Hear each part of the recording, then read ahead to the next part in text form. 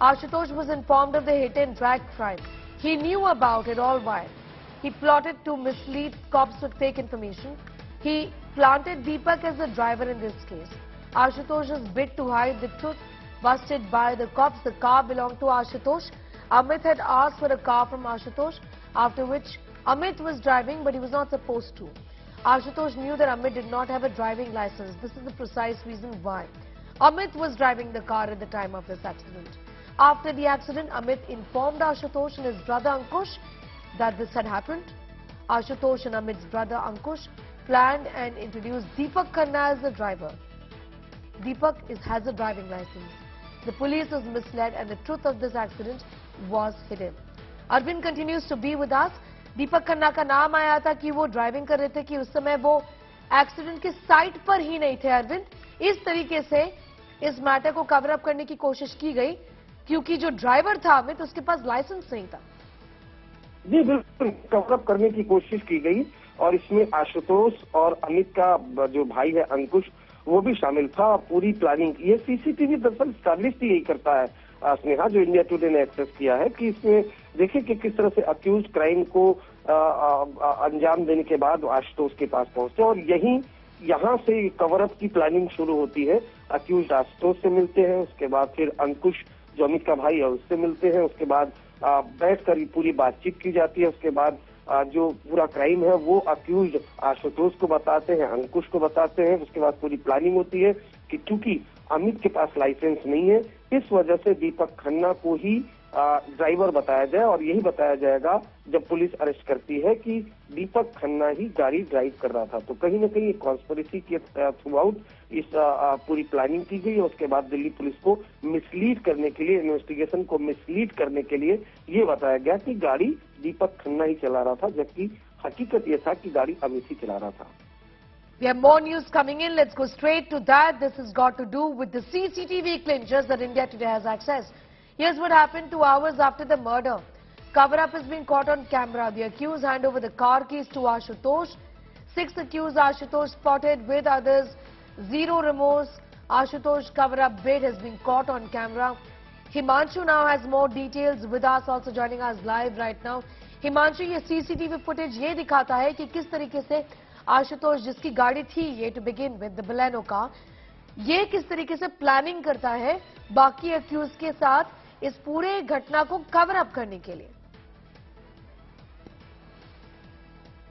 बिल्कुल, देखिए जो सबसे बड़ी बात है यहां पर, जो सीसीटीवी की टाइमिंग आप देखिए, 4:07 पर पहली बार एक शख्स वहां पर पहुंचता है। वो फोन पे बात करते करते दूसरी तरफ चला जाता है, उसके बाद वो लौट के आता है और आशुतोष के घर की तरफ जाता है।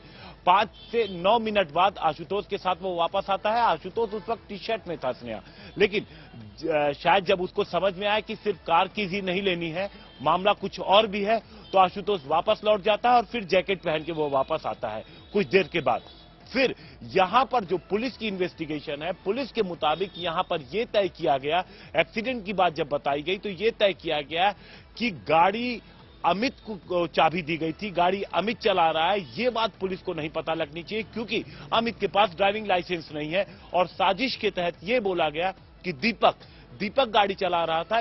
ये कहा जाएगा क्योंकि दीपक के पास ड्राइविंग लाइसेंस है।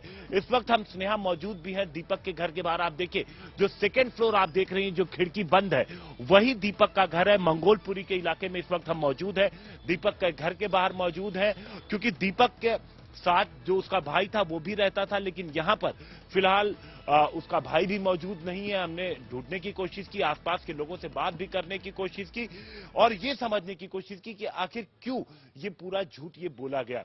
पुलिस का कहना है कि वो जो 2 घंटे हैं, 4:04 से लेकर के 4:06 के बीच एक्सीडेंट हुआ और उसके बाद 2 घंटे तक इन पांचों की क्या मूवमेंट रही, क्या इन लोगों ने कुछ और भी ऐसा सच है जो छिपाया है, क्या एक्सीडेंट होने के बाद इन लोगों ने रुक करके कहीं नीचे बॉडी देखी है, उसके बाद फिर गाड़ी भगाने की कोशिश की है कि शायद बॉडी अपने आप निकल जाए। ये सारी जो चीजें हैं पुलिस निकलवाना चाहती है आरोपियों से, इसलिए लगातार पुलिस इनसे पूछताछ कर रही है, इनसे समझने की कोशिश कर, इनके एक एक झूठ को पकड़ने की कोशिश कर रही है। पांचों आरोपियों को शुरुआत में जो पकड़े गए थे उनको अलग अलग बिठा करके पुलिस ने पहले स्टेटमेंट रिकॉर्ड किया, उसके बाद उनको आमने सामने बिठाया अब देखिए स्नेहा, इस पूरे मामले में दिल्ली पुलिस को किस तरीके से चूक का सामना करना पड़ा। सबसे पहले तो पुलिस को ये लापरवाही का मामला लगा था, लेकिन फिर उसके बाद जब लोगों का विरोध देखा गया तो 304A की जगह पुलिस को गैर इरादतन हत्या का मामला लगा और पुलिस ने फिर 304 लगाया।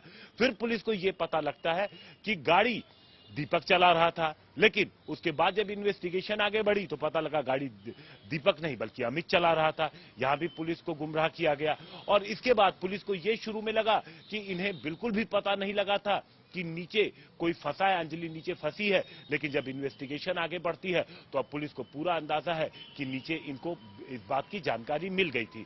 तो इस देखिए इन्वेस्टिगेशन जैसे जैसे आगे बढ़ रही है उससे क्या पता लग रहा है स्नेहा कि कितने शातिर हैं ये और किस तरीके से इन्होंने पुलिस को गुमराह किया और पुलिस इनकी बातों में आई।